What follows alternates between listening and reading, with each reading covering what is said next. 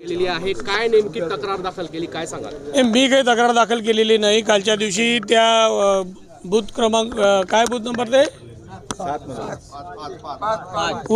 जुन्या गावातल्या शाळेमधले जे बूथ आहे आपल्याकडे 5-7 बूथ आहे, त्या बूथवर मतदान करायला गेलो असता तिथे एक बूथ आहे 5 नंबरचं बूथ, त्या बूथवर काहीतरी चाललं होतं. मी तुम्ही पण पत्रकार पण सोबत होते. जाताना मला तिथे काहीतरी गडबड दिसली म्हणून मी थांबलो. तर तिथे 2 लोकांमध्ये चाललं होतं, मी त्यांना अटकलं आणि ते त्यांना बाजूला केलं.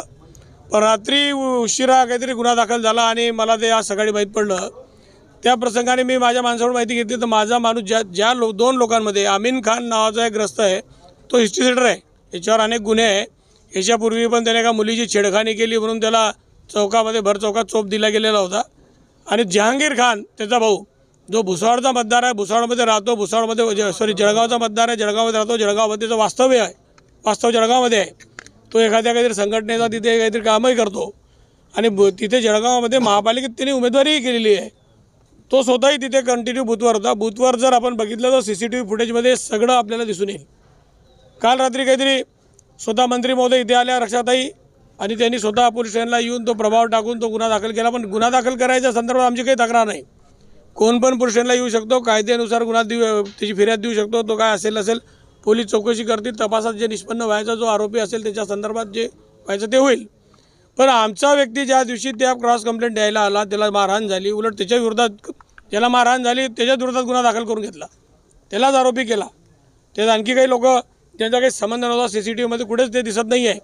ती CCTVमध्ये असताना कुठे भांडण करताना दिसत नाही. अशा लोकांनाही आरोपी केलं पण हरकत नाही, ते तपासात निष्पन्न होईल. CCTV फुटेजचे त्याच्यामध्ये आहे ती निगराणी, त्याच्यामुळे त्यात लक्ष होईल.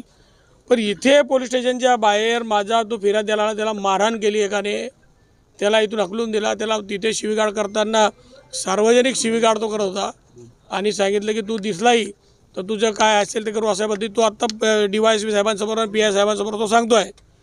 तशा संदर्भात मी SP साहेबांनी सांगितलं, आता DG मॅडमलाही मी तशा संदर्भात बोललेलो आहे. आज इथे फक्त पोलीस स्टेशनला यायचं, मोठे मोठे पदं घ्यायचे, मंत्रिपदाचा दुरुपयोग करायचा आणि पोलिसांवर दबाव टाकून गुन्हे दाखल करून सर्वसामान्य माणसाला वेठीस धरायचं, हा जो प्रकार 2-2, 3-3 वेळा इथे मुक्ताईनगरमध्ये होतो आहे. खऱ्या अर्थाने या प्रकाराचीच मी आता विचारपूस करायला आलो होतो. आणि अशा पद्धती दबावामध्ये मुक्ताईनगरमध्ये जर कायदा सुव्यवस्था कोणी तोडणार असेल, तुम्ही बघितलं असेल की निवडणुकीची आदर्श आचारसंहिता असताना काल मंत्री महोदय प्रोटोकॉल घेऊन पूर्ण गल्ली गल्लीत फिरत होत्या. जेव्हा की आदर्श आचारसंहितेच्या क्लिअर कट गाईडलाईन आहे की मंत्र्यांना त्यांचा प्रोटोकॉल घेऊन त्यांचे ते वाहनं घेऊन, पोलीस वाहनं घेऊन सायरन वाजवताना अशा पद्धती फिरता येते. ते मी निवडणूक आयोगाकडे तशी तक्रार करणारच आहे, तशी तक्रार करणार. त्यांचं मुक्ताईनगरमध्ये कोणत्याच बूथच्या यादीत नाव नाही, मतदार यादीत नाव नाही, तरी मी बूथमध्ये फिरत होत्या. बूथमध्ये म्हणजे 100 मीटरच्या प्रिमायसेसमध्ये फिरत होत्या. हे कायद्याला धरून आहे का? मोदी साहेबांच्या सरकारमध्ये इतक्या चांगल्या पद्धतीमध्ये सगळे लोक वागत असताना यांच्यासाठी कायदा वेगळा आहे का?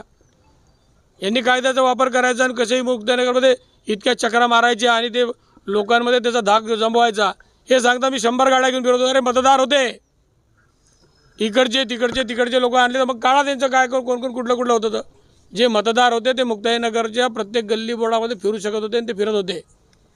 पण तुमच्याकडे तुम्ही मतदार नसताना, तुम्ही मंत्री असताना मंत्रिपदाचा मतदारांवर प्रभाव पडावा म्हणून मागे सायरनवाल्या 2-2 गाड्या घेऊन फिरता, मागे निवडणूक आयोगाची गाडी फिरते, DYSP महोदय बी त्यांच्या मागे खूप वेळ फिरत होते, कारण मी त्याची रेकॉर्डिंग केली, माझ्याकडे रेकॉर्डिंग आहे त्याची आली. म्हणजे अशा पद्धतीत एक प्रभाव मतदारांवर होईल, ग्रामीण भागातील लोकांवर त्याचा काहीतरी प्रभाव होईल आणि मतदान इकडे तिकडे होईल. अशा पद्धती सगळ्या ॲक्टिव्हिटीज केंद्रातली राज्यमंत्र्यांनी काल इथे केलेलं आहे, तरीही त्या संदर्भात कोण बोलायला तयार नाही. आणि परत उलटे आपल्या बोंबा आहेच की हे असं आहे तसं आहे, याला माझाला त्याला माझ कोणाला आला दिसतोय ना, माझाने कोण फिरतोय दिसतोय. सगळी घटना म्हणजे गावामध्ये कायदा सुव्यवस्था राहिली पाहिजे. किरकोळ वाद झाला तर मोडला गेला पाहिजे, त्याला तिथे थांबवला पाहिजे, शांत केला पाहिजे, सौदार्याचं वातावरण राहिलं पाहिजे. हा धंदा आहे आपला. आपण मुक्ताईनगर पोलीस स्टेशनमध्ये बेकायदा एवढं मोठं मंत्रिपद असताना आपण गोपनीयतेची शपथ घेतो, बेकायदा इतके जमाव आणतो, इतका जमाव होतो, रात्रभर पोलीस स्टेशन वेठीस धरतो आणि जबरदस्तीने गुन्हा दाखल करायला लावतो. हे काही एखाद्या मंत्र्याला शोभणार आहे का या देशामध्ये?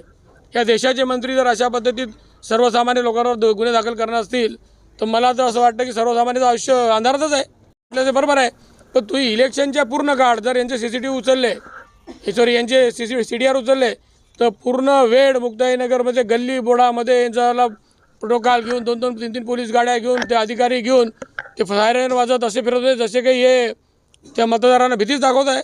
असं भीतीपूर्ण भयावह वातावरण यांनी काल तयार केलं आणि वरतून हे सांगता हे असे ते तसे.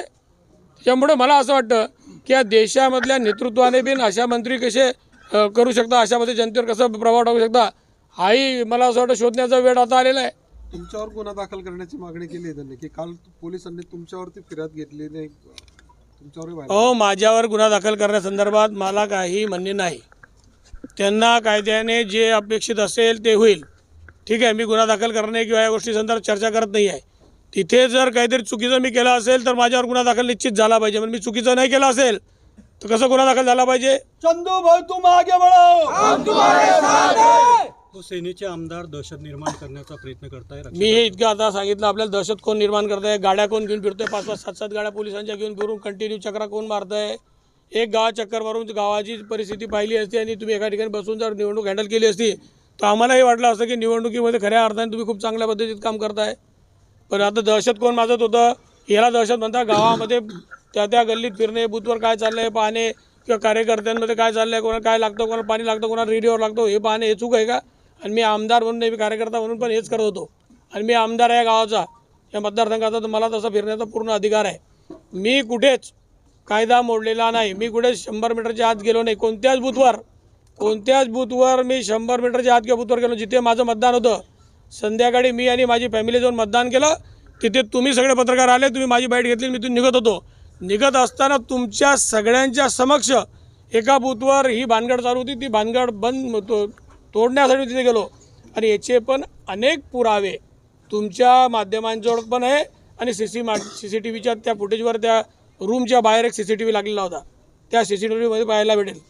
फक्त चुकीच्या पद्धतीत राजकारण करायचं आणि सामान्य आणि निरपराध लोकांना याच्यात गवायचं आणि त्याच्यामध्ये आरोपी करायचं फक्त तुमच्याजवळ पॉवर्स आहे म्हणून, हा धंदा पूर्वपारपासून यांच्याकडे होत आलेला आहे आणि आताही तो चालला आहे. त्यामुळे याला काही भीक घालणार नाही. याच्यासाठी न्यायालय, आमच्यासाठी महाशय न्यायालय. भाऊ, या संदर्भात त्यांनी तुम्ही आचारसंहितेचा भंग केला आहे, या संदर्भात निवडणूक आयोग व मुख्यमंत्र्यांकडे या संदर्भातली तक्रार करणार आहेत असं रक्षण. मी आचारसंहितेचा भंग केला असता तर मी तुम्हाला सांगतो, मी 100 मीटरच्या आत प्रवेश केलेला आणि मी हे सांगतोय. आणि त्यांना तक्रार करायला कोण थांबवलं आहे का. तक्रार मोटरसायकलवरती आलेले सराईत गुन्हेगार असल्याचं एकनाथ खडसे त्यांच्याकडे त्यांची हिस्ट्री असेल ना. एकनाथ खडसे सराईत गुन्हेगार आहे. एकनाथ खडसेवर किती गुन्हे माहिती आहे तुम्हाला. एकनाथ खडसेवर किती गुन्हे, तेवढे गुन्हे एकनाथ खडसेवर. म्हणजे एकनाथ खडसे सराईत गुन्हेगार आहे. दिन गौण खनिज 137 करोड रुपये चोरलंय. हां, अशा पद्धतीमध्ये अनेक गोष्टी केलेल्या आहे. काही गोष्टी फक्त राज्याचे मोठे मोठे पदं असल्यामुळे ते समोर आल्या नाही किंवा धाकधडपशाहीमुळे पुढे समोर आलेले नाही. पण विषय सगळ्यात महत्त्वाचा मुद्दा असा आहे की आजही बस स्टेजवर एखाद्या बाईची इज्जत केला, 509 सारखा गुन्हा दाखल त्यांच्यावर. 509 समजतो का तुम्हाला. आता नाही, TNS कायदा नाही. याच्यापूर्वीचा जो कायदा CRPC IPC 509 त्यांच्यावर दाखल आहे अंजली दमानियाताईंच्या संदर्भामधला. म्हणजे तो किती मोठा गुन्हेगार आहे. काय गुन्हेगार सांगतो लोकांना. पोलिसांशी काही चर्चा झाली का तुमची. काय मी फक्त पोलिसांना हे विचारायला होतो कालच्या दिवशी माझ्या म्हणजे या माणसाची फिर्याद का घेतली नाही एवढंच मी पोलिसांना विचारायला होतो. ते आले इथे कोण त्याला मारहाण करतोय, इथून त्याला हुसकून लावतोय, हकलून लावतोय. आणि अशा पद्धतीमध्ये एखादा गट इथे तो 2-4 लोक जमवता, बेकायदा जमवतो आणि त्याची गुन्हा दाखल होतो. मंत्री येतात, मंत्र्याच्या दबावात गुन्हा दाखल. सामान्य माणसाची गुन्हा दाखल होणार आहे की नाही हे विचारासाठी मी आज इथे आलो होतो. पोलिसांनी काय आश्वासन दिलं या सगळ्याचं. पोलिसांनी सांगितलं, मी आता SP साहेबांशी बोललोय, पोलिसांनी सांगितलं मी गुन्हा दाखल करू. पद्धतीने काल मोटरसायकल घेऊन फिरलेत आणि शक्ती प्रदर्शन केलं, दबाव टाकला, अशामुळे कालचं जे मतदानाची टक्केवारी कमी झाली. किती वेळा विचारणार हा प्रश्न. दहशतीमुळे लोक बाहेर निघले. माझं एक मत आहे, तुम्ही मतदानाची टक्के घसरली म्हणता. तुम्ही काय करत होता पूर्ण गावामध्ये फिरून. तुम्ही गावातली कोणता गल्ली कोणता एरिया होता की तुम्ही सोडला नाही. अरे तुम्ही एकटा नव्हता. राष्ट्रवादी भाजपाचे सुमोट म्हणजे ओरिजिनल भाजप नव्हतं, पण भाजपाची एक ब टीम आणि राष्ट्रवादी पूर्णपणे फिरत होती. ही तुमच्या मीडियाने पण पाहिलेली आहे, आणि पोलिसांवर 100% दबाव आहे. पोलीस दबावात काम करत आहे. मंत्री येऊन इथे बसता. मंत्र्यांनी इथे येऊन बसून गुन्हा दाखल करणे मला असं वाटतं या देशाच्या पंतप्रधान मोदी साहेबांच्या विजनला मान्य आहे असं मला वाटत नाही. मोदी साहेबांच्या विजनमध्ये या देशामध्ये सर्वसामान्य गरीबातल्या गरीब माणसाची बी तक्रार घेतली जाईल आणि श्रीमंत ते श्रीमंत माणसाची तक्रार घेतली जाईल, राजकारणाची तक्रार घेतली जाईल, सर्वसामान्याची तक्रार घेतली जाईल. असं जर तुम्हाला कायद्यावर विश्वास असेल तर तुम्हाला पोलीस स्टेशनला वारंवार याची गरज नाही.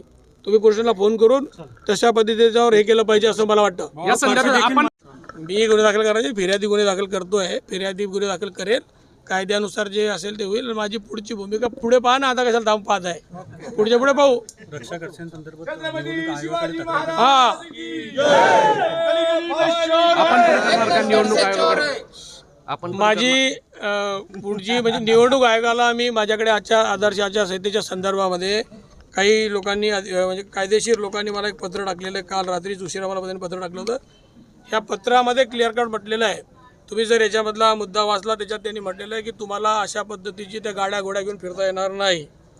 गैरवापर या सुरक्षेच्या किंवा सरकारी वाहनांचा वापर केवळ अधिकृत निवासापासून कार्यालयावरून प्रशासकीय प्रवासापर्यंत केला जाऊ शकतो. निवडणूक प्रचार सहकारी वाहने कर्मचारी व इतर सरकारी यंत्रणेचा वापर करण्यास सक्त मनाई आहे. हे निवडणूक आयोगाचं पत्र आहे मंत्र्यांना त्यांच्या प्रोटोकॉल वापरण्यासंदर्भात. आणि इथल्या मंत्र्यांनी दिवसभर तो प्रोटोकॉलचा गैरवापर केलेला आहे असं मला वाटतं. बूथवर गेलेले आहे, बूथच्या त्या 100 मीटरच्या आत गेले आहे, पत्रकार परिषद तिथून घेतलेली आहे.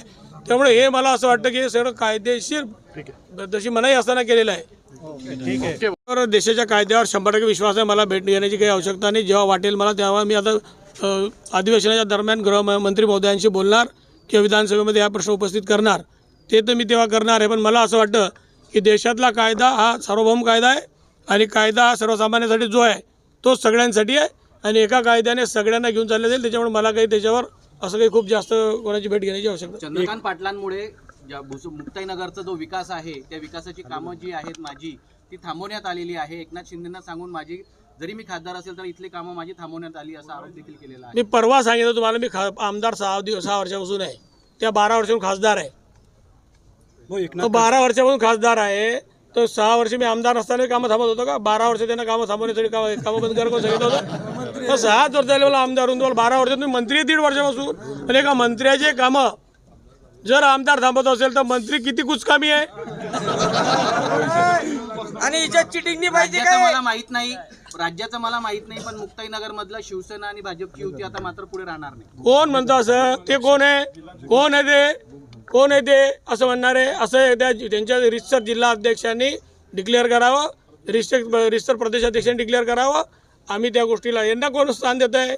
एक खासदार आहे, साध्या कोथडीच्या आणि मुक्ताईनगरच्या खासदार आहे. राज्याच्या नव्हे तर लोकसभा मतदारसंघाचेही खासदार नाही असं मला वाटतं. या निमित्ताने मी आपल्याला सांगतो, मुक्ताईनगरच्या बाहेर काहीच केलं. रुर्बन योजना फक्त 6 गावांमध्ये आलेली आहे, फक्त 6 गावांमध्ये, जी मला असं वाटतं की लोकसभा मतदारसंघात गेली पाहिजे. आणि हे बोलताना शब्द वापरता आतापर्यंत मी सन्माननीय ताईंचा खूप जास्त आदर करतो, आजही करतोच आहे. पण काल त्यांनी माज शब्द काढला आहे. माज कशाला असतं? काल कशाला म्हणतात? तो काल लोकांनी पाहिलेला आहे. माज कसा असतो तो काल लोकांनी पाहिला आहे. आणि चंद्रकांत पाटील कधीच माझ्या माता भगिनी संदर्भात किंवा अशा नेत्यांबद्दल चुकीचं बोलत नाही, पण त्यांनी त्यांचे शब्द जपून वापरावे अशी त्यांना विनंती आपल्या हातून करतो आहे. भाऊ खडसे म्हणताय की आमदारांना गुरमी आलेली आहेत, मी निवडणूक आयोगाकडे तक्रार करतो. अरे आमदारांची गुरमी निवडणूक आयोग काय करू शकतो? तुम्ही आहे ना म्हणा, तुम्ही कालची जी गुंडगिरी संपवण्यासाठी खाली उतरले होते ना, तुम्ही सांगा होते आमदाराची गाडी जोडून गेली, हीच गुंडशाही. आता गाडी ओव्हरटेक करणे म्हणजे गुंडशाही असेल तर त्यांची गुंडशाहीची एक व्याख्याच काढली पाहिजे काय काय आहे तर. हा, आणि ते जे गुंडशाही करता, लोकांना एकतर्फी बोलता, वाईट बोलता, अश्लील बोलता, त्याचं काय? आमदारांच्या मागे असलेल्या गाड्यांमध्ये हत्यारं देखील होते असं एकनाथ खडसे म्हणतात. नाही मग आता हत्यारं होते तर कालच्या दिवशी पोलीस बरं त्यांचा CDR जर तपासला, काल त्यांचा CDR तपासला, PI साहेबांना, DYSP साहेबांना, SP साहेबांना त्यांनी किती फोन केले हे जर चेक करायचे. पण तेवढ्या फोनमध्ये यांनी त्यांना का सांगितलं नाही की बाबा गाड्या तपासा, हत्यार तपासा. आता हत्यार कशाला म्हणता हे बी चेक करावं लागेल. आणि उद्यापासून आता मोटरसायकल फिरायचं नसेल आम्हाला तर एक आचार्य साहेब आम्ही पायी फिरू.